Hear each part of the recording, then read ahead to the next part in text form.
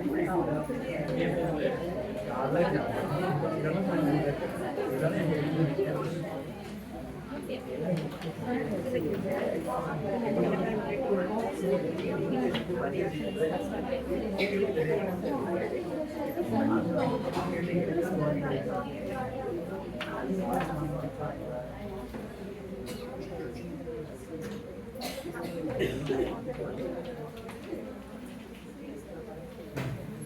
இது அட்டாக் வந்து axial அட்டாக்கா equatorial அட்டாக்கா ரெண்டு விதமான கோட்டைகள் கொடுத்துருக்கோம். இதில் எந்த அட்டாக் வந்து மோர் ஃபேவரபிள் அட்டாக்னு பார்க்கணும். சரிங்களா? அது ஆன்சர் தெரியுமா? ரெண்டுமே சேம் தான். நான் பொசிஷனை மட்டும் மாற்றிருக்கேன். இது ஆக்சியல், இது என்னது ஈக்வட்டோரியல், இது ஆக்சியல், இது ஈக்வட்டோரியல். சரிங்களா? அதாவது நம்ம ஃபிளிப்பிங் நேச்சர் பார்க்கணும். ஃபிளிப்பிங் அப்படிங்கிறது ஆக்சியல் ஈக்வட்டோரியலாக மாறும், ஈக்வட்டோரியல் ஆக்சியலாக மாறும். இதில் 3 கார்பன், அப்போர்டு கார்பன் 3 கார்பன் இருக்குது, டவுன்வோர்டு கார்பன் 3 கார்பன் இருக்குது. இதெல்லாமே அப்போர்டு கார்பன். டாப்ல இருக்கக்கூடியது இந்த 3மே அப்போர்டு கார்பன், இந்த 3 டவுன்வோர்டு கார்பன். ஆனால் அதெல்லாம் நமக்கு தேவையில்லை. அப்போர்டு கார்பன் டவுன்வோர்டு கார்பனாக மாறும், டவுன்வோர்டு வந்து அப்போர்டாக மாறும். அதே மாதிரி ஆக்சியல் ஈக்வட்டோரியலாக மாறும், ஈக்வட்டோரியல் ஆக்சியலாக மாறும். அது ரிங் ஃபிளிப்பிங்கான நேச்சர். இது ஆல்ரெடி நம்ம சைக்ளோஹெக்சேனுடைய சேர் ஃபார்ம்ல பார்த்துருக்கோம். சரிங்களா? பார்த்துருக்கோமே இல்லையா? இப்போ இதில் ஒரு நியூக்ளியர் ஃபெயில் வருது. இப்போ என்ன சோடியம் அயோடைடு வித் அசிட்டோன் ஒரு SN2 ரியாக்ஷன் வந்து நடக்கணும் அப்படின்னா எந்த அட்டாக் பண்ணும்போது எதில் வந்து மேஜர் ப்ராடக்ட் கிடைக்கும்? எது ஆக்சியல், எது ஈக்வட்டோரியல்? முதல்ல பார்க்கறதுக்கு அப்படி தான் தெரியும். இது சிக்மா பாண்ட்னு சொன்னா கார்பன் ஹைட்ரஜன் இருக்கக்கூடிய சிக்மா பாண்ட். இந்த சிக்மா பாண்ட்ல பிரசன்ட் இருக்கக்கூடிய எலக்ட்ரான் இங்க தான் 2 எலக்ட்ரான் பிரசன்ட் இருக்கும். ஏன்னா ஹைட்ரஜன் வந்து மோஸ்ட் எலக்ட்ரோநெகட்டிவ் எலிமெண்ட். இதனுடைய ஆன்டி பாண்டிங் அதனுடைய 180 டிகிரில ஆன்டி பாண்டிங் இருக்குமா? அதே மாதிரி இந்த கார்பனுக்கு 2 எலக்ட்ரான்ஸ் எங்க பிரசன்ட் இருக்குன்னா இந்த ஹைட்ரஜன் நோக்கி பிரசன்ட் இருக்கும். இதனுடைய ஆன்டி பாண்டிங் இங்க இருக்கும். இதான் 180 டிகிரில அதனுடைய ஆன்டி பாண்டிங். கரெக்டா இல்ல? இப்போ இங்க ஆல்ரெடி ஹைட்ரஜன்ல இருக்கும். இந்த இடத்துல அட்டாக் பண்ணா என்னது 1,3 டைஆக்சில் இன்டராக்ஷன் இருக்கு. 1,3 டைஆக்சில். ஆனா இங்க அட்டாக் பண்ணா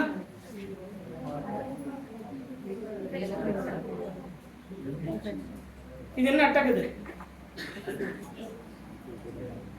ரெண்டுத்துலயுமே கார்பன் நல்லா கவனிங்க. இப்போ இது வந்து ஃபார் எக்ஸாம்பிளுக்கு இந்த கார்பன் X ஒரு நாள் வச்சுக்கலாம். Sigma star carbon X1, sigma star carbon X1, இது சிக்மா ஸ்டார் கார்பன் X2 வச்சுக்கலாம். சரிங்களா? ரெண்டுத்துலயுமே பார்த்தீங்கன்னா ஒவ்வொன்றுத்துக்குமே அதனுடைய ஆன்டி பாண்டிங் 180 டிகிரில தான் இருக்கும். சரிங்களா? இதுக்கு 180 டிகிரி, இதுக்கு 180 டிகிரி இது. சரிங்களா? இதுக்கு இது 180 டிகிரி நேர் ஆப்போசிட் தான் இருக்கும். சரிங்களா? அப்ப அட்டாக் இங்க நடக்குமா இங்க நடக்குமா? இங்க அட்டாக் நடந்தா என்ன இன்டராக்ஷன் இருக்கு? 1,3 டைஆக்சில் இன்டராக்ஷன் இருக்கு. அப்ப எங்க அட்டாக் நடக்கணும்? இங்க தான் அட்டாக் நடக்கணும். இது என்ன அட்டாக்? இது ஆக்சியல் அட்டாக்னு சொல்றது, ஈக்வட்டோரியல் அட்டாக்னு சொல்றது. ஆக்சியலோட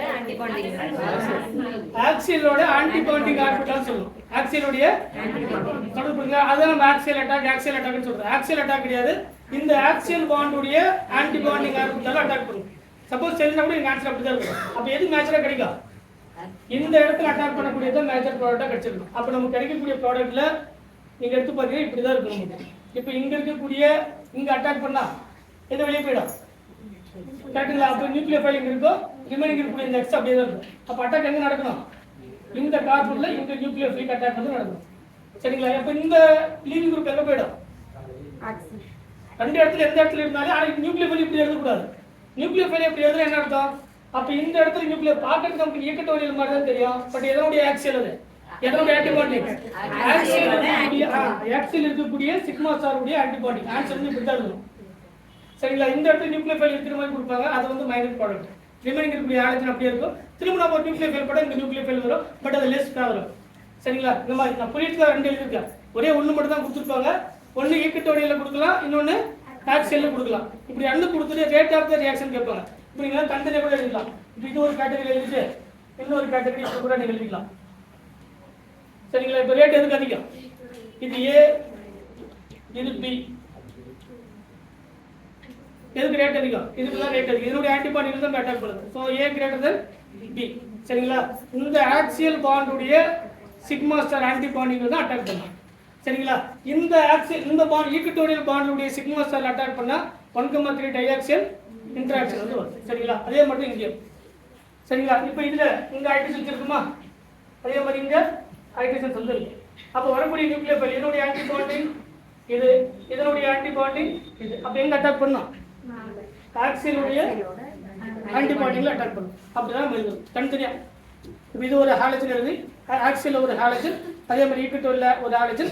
அட்டாக் வந்து எதுனா ஆக்சியல் பாண்டுடைய சிக்மா ஸ்டார் ஆர்பிட்டால் அட்டாக் பண்ணுற மாதிரி ஆன்சர் வரும். சரிங்களா? அதான் வந்து மெயினாக தெரிஞ்சுக்க வேண்டியது. அதுதான் ஆக்சியல் அட்டாக்னு சொல்கிறது. ஆக்சியல் அட்டாக் கிடையாது, ஆக்சியல் பாண்டுடைய sigma star antibonding orbital attack வந்து நடக்கும். சரிங்களா? என்ன ஒரே ஒரு பாயிண்ட் மட்டும் எழுதிக்கோங்க. The nucleophilic attack on axial halogens of sigma star orbital. Sigma star is an antibonding molecular orbital. Sigma star carbon halogen. சரிங்களா? இதை வந்து அந்த சைக்ளோ எக்ஸைல் வச்சு சேர்ப்பாங்க. ஆக்சியல் அட்டாக்னு சொல்கிறது. பட் மோர் ப்ரிஃபரன்ஷியல் அட்டாக்னு சொல்லக்கூடியது ஆக்சியல் அட்டாக். சரிங்களா? இது புரிஞ்சுதா? இது சைக்ளோ எக்ஸைலோட சேர்ப்பாங்க. இந்த மாதிரியான கொஸ்டின்ஸு தெரிஞ்சுக்கலாம்.